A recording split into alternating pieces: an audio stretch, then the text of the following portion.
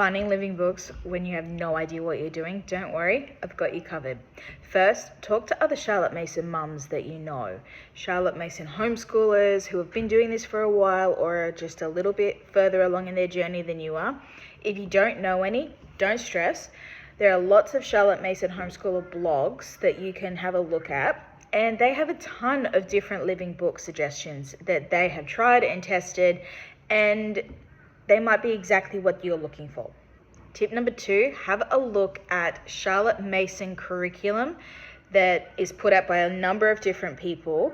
Usually they have a set book list that they list online for free for their curriculum. And these are all of the living books that they suggest to accompany and for you to use when you use their curriculum. So you have a pre-vetted Charlotte Mason living book list right there for a range of different topics, and they're ready to go. So Simply Charlotte Mason, Ambleside Online, A Gentle Feast, there are so many different Charlotte Mason curriculums that you can choose from, and they all have varying different books for you to also have a look at. 3, use Charlotte Mason forums. These are a gold mine of wonderful Charlotte Mason mums and dads who have used Charlotte Mason's methods, who have got experience. They can answer a range of different questions. And yes, they will have a long list of book suggestions for you to choose from and to use. And they may come up with some different ones that you haven't seen on the blogs or on the curriculum book lists. Next is Charlotte Mason online groups. These are, again, full of Charlotte Mason homeschoolers, past, present, veterans. They're amazing. And they are more than happy to suggest books that they've found, books that they're using currently, what they think might be a good fit for your homeschooler, especially if you're happy to share a little bit more information about your homeschooler. They are, again, a gold mine. Thrift stores, online sales, book sales. I know that in Australia, in the state that I live in, we have, I think it's called Lifeline book sale. The Rotary Club has lots of different massive book sales. You will go through, you will find books that are out of print and in the public domain. You'll find them right there and in actual physical form. You can browse. There are so many different books. You do the book test, the 1-page book test, you read it through. You can absolutely dive into all of those different books that they have available.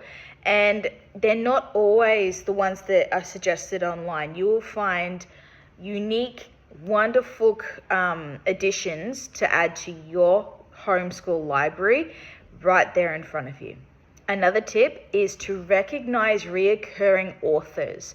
So in all of the suggestions that I've given you so far, have a look if any of the authors start to add up, and there are multiple suggestions of different books from the one author. That gives you a pretty good idea that you're going to be dealing with a living books author, someone who is wonderfully in-depth knowing about their topic and who produces a lot of living books.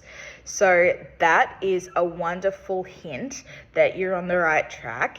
And finding different authors, suggestions by other people also isn't a lovely way in. So Holling is a really good one, Jean Fritz, especially if you live in a country where there aren't a great deal of living books available or living book suggestions. This is another cool way of digging a little bit deeper and seeing if you can find some living books from different authors in your area.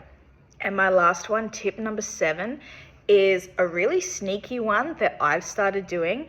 I'm a massive fan of the online Charlotte Mason swap and sells, and it's not necessarily that I even would like to purchase a lot of these books, but when I'm struggling to think about, okay, what kind of living books would work for this topic, or I'm looking to widen my database and none of the previous options have really worked for me or for my homeschooler, what I do is I go through the listings of the posts of the living books that these people are wanting to sell, and I look through the photos and I look at what books are listed, and I make note. I have a long list of different living books that have been put up for sale in these groups.